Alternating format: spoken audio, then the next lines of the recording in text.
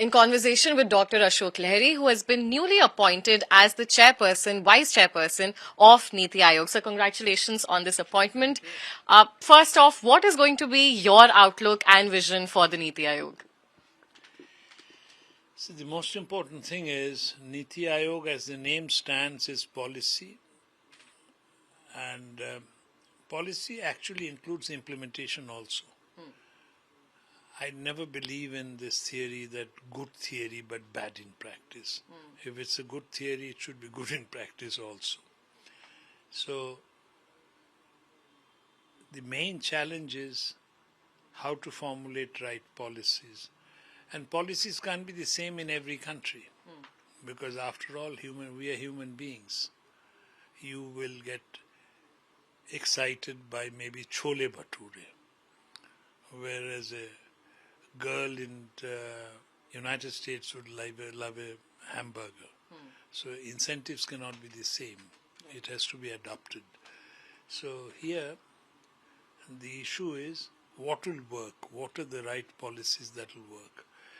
So if you ask me about my thrust area, I keep repeating, I believe the four important things, the pillars of economic development are education, health, infrastructure and law and order. You give these four, people will take care of the rest. So we need right policies for these four. So I feel you've outlined the sectors. That is what I was about to ask you next as well.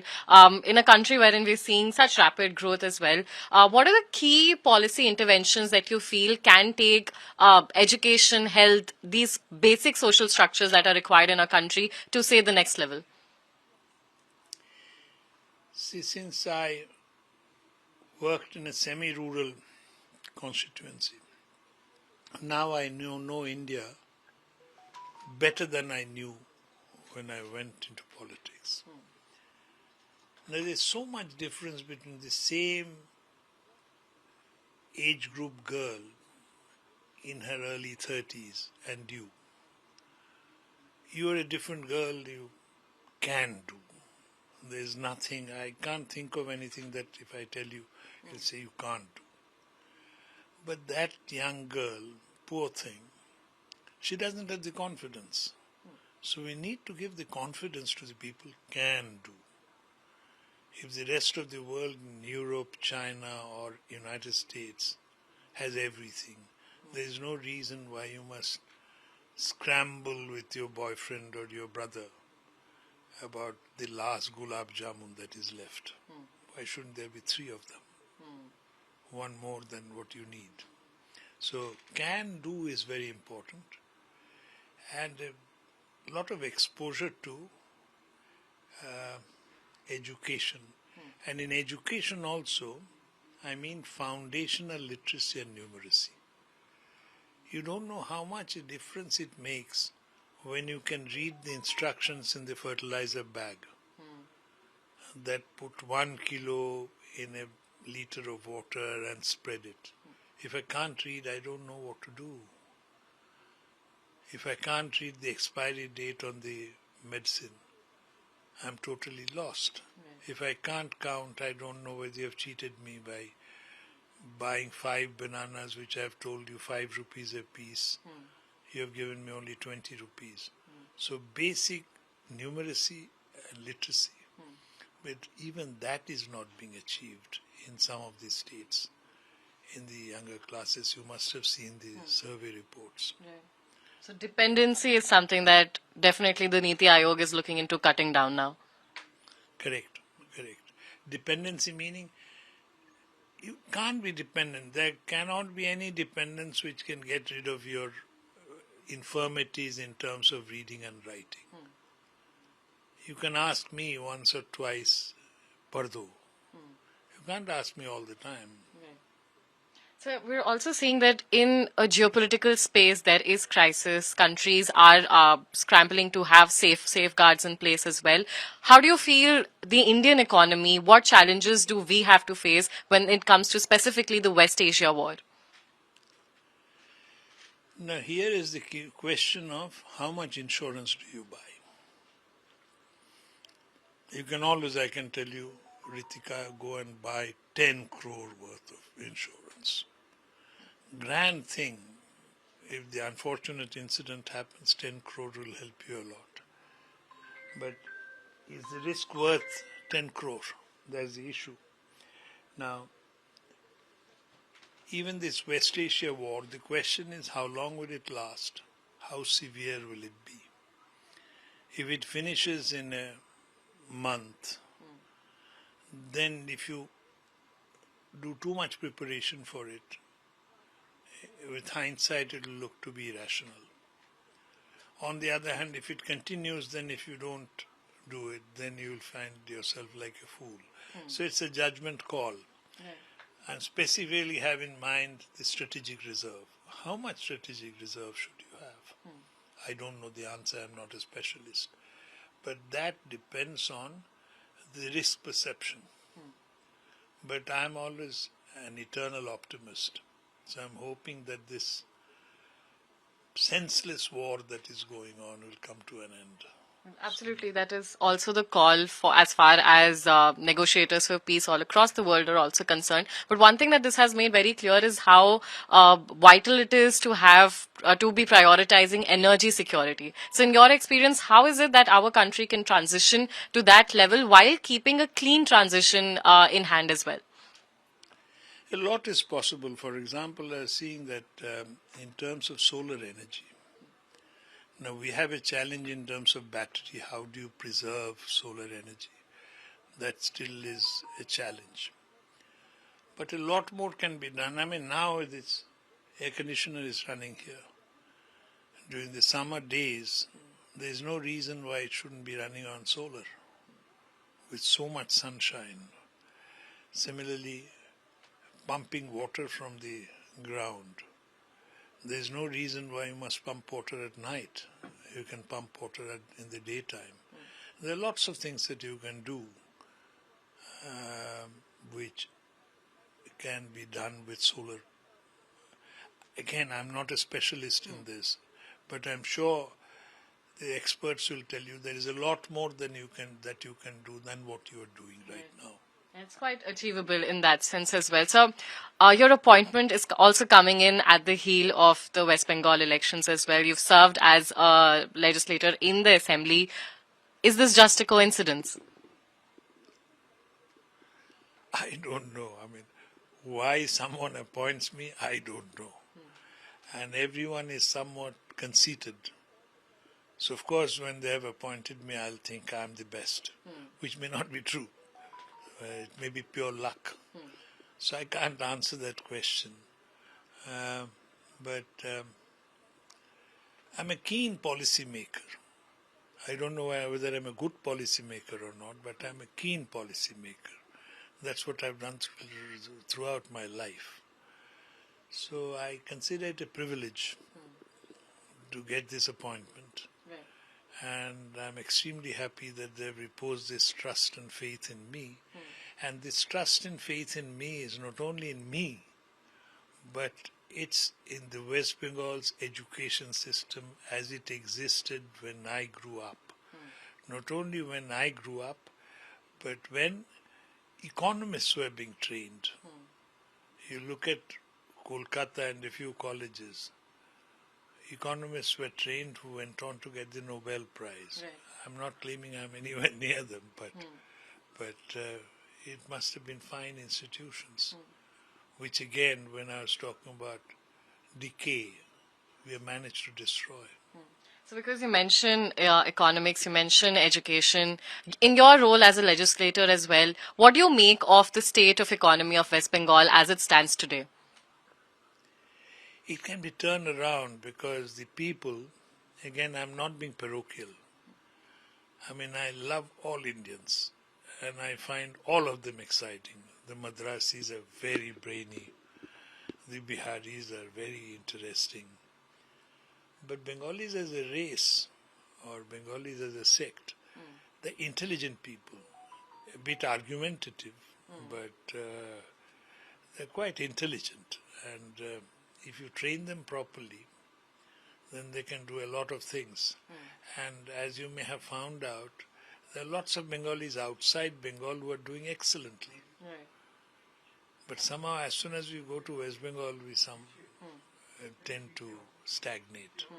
So it can be turned around. Right. So the Prime Minister and also the chairperson of Niti Aayog has also, during the election campaigning in West Bengal, at multiple points pointed out how this state has been particularly, in fact, left behind when it comes to development policies. What would you have to say to that?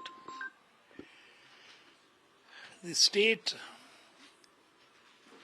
I believe, the entire thing is a matter of balance. Now, the India that you live in is very different from the India that I lived in when I was your age. So, your tastes and your sensibilities regarding welfare payments will be very different from mine. In our times, we used to give, if we were giving alms, bhig de rahe, we would give in 4 annas or 8 annas. I'm sure in the last 7 days you have given 5 rupees to some guy who was asking for money. That your standards have gone up. So when it comes to welfare payments, it will increase as society evolves. It will increase. But you must think of not only poverty today, you must think of poverty tomorrow and day after. You don't want to give that 5 rupees to that beggar. You want to make sure that the beggar doesn't need to beg in the next 5 years. That's the permanent solution. In Bengali, I say Tran and Poritran. Tran is temporary relief. Poritran is deliverance. Right. So some capacity building which could enable people's upward mobility in not just the present but also for future. Has the West Bengal government been able to achieve it so far, or where does it stand in that respect as well? I don't see much of it. I haven't done a survey, so I can't say. But the issue is, it's neither here nor there. For example, this is a debate that is there regarding, suppose you tell me that you're going to give me some money. Are you better off giving me money that I go and buy the medicines? I've told you I don't have money. You say, go to the shop, produce the cash memo, you'll give me the money. The other option is you give me the money and then you don't care whether I buy the medicine or not. So when it comes to, why don't you call spending money on other people's children's education a subsidy? Because you have an abiding interest in their education. You want my grandchildren to be educated so that when they mix with your children, they will have good company. So it's not subsidy. But when you give me 5 rupees for something, that's a subsidy. So I am agnostic. I'm not an expert in this. But somehow I find there is some logic in that, making sure that the money is spent on the right thing.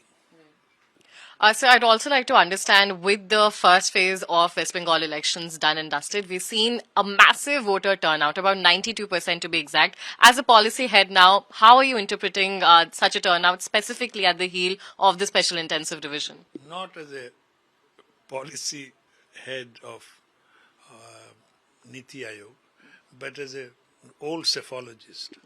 I've heard 2 interpretations which make some sense. One is, you are scared that this time you went through SIR. They ask you your father's name, father's part number, whether his name was in 2002 or not. You're worried that if you don't vote, then next time they will ask you, show me, why didn't you vote? You're an absentee voter. So that could be part of the reason. The second reason is seen all over the world, that whenever there is growing discontent about the ruling party, the anti-incumbency shows up in the extra turnout. Right. Now, which one is true? TMC would like to believe that the first one is true. BJP and the opposition would like to believe that latter is true. Which is true? You decide. Right. So, as a legislator, is where my next question is headed. What do you feel are the chances of the anti-incumbency wave actually cashing in? What are the chances of, say, the Bharatiya Janata Party winning the West Bengal elections as of this moment? See, in Niti Aayog, I'll be a non-political person. And secondly, just 10 days or how many days left for the election results to come out? I think around 10 days. I'm not going to take the risk, professional risk of telling you who is going to win and lose my shirt. So on the ground, we've also seen a lot of discontent as voiced by the Bharatiya Janata Party in its entire campaign leading up to elections. We've had Mamata Banerjee as well as Abhishek Banerjee also facing graft charges by the Bharatiya Janata Party. What all have you been able to observe on the ground as far as these allegations are concerned? So when you or I hope both of us don't steal money. We're not going to leave telltale marks. Okay. So whether anything was stolen or not is for the investigative agencies to establish. So I will not comment on it. But anecdotal evidence, for whatever it's worth, is quite damaging. See, what is important is not only the fact that I'm not a thief. What is important is that you perceive me not to be a thief. Caesar's wife must be beyond. So that's very important. So just finally, from an economist to a politician and now a policy head as well, what part of this journey have you, have you been most excited for so far? So, to tell you the truth, I've enjoyed every bit of it. Because you are doing this job. Unless you enjoy it, you'll be a sourpuss. No point in sort of suffering. And every job has got its pluses and minuses. So, but perhaps policy is what I enjoy the most. Because that is what I've done most of my life. Thank you so much for speaking to us, sir. This was Dr. Ashok Lahiri, who's now appointed as the Vice Chairperson of the Niti Aayog, speaking exclusively to Times Now. With video journalist Imran Abbas, this is Kritika Tiwari for Times Now.